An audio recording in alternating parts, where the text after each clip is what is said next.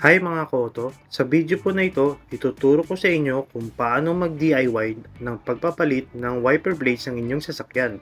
Mabilis lang to, abot kaya pa. Kaya, simulan na natin. Bago tayo magsimula, siguraduhin muna natin na kailangan na talagang palitan ang wipers. Paano mo malalaman?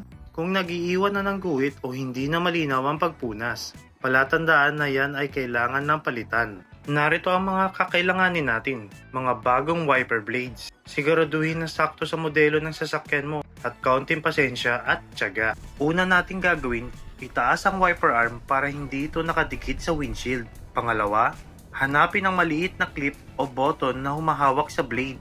I-press lang ito at dahan-dahang hilain pababa para matanggal.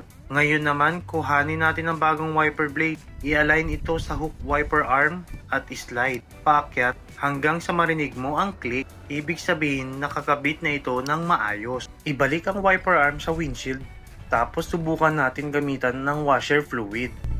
Ayan, malinis na at smooth ang punas. Mission accomplished!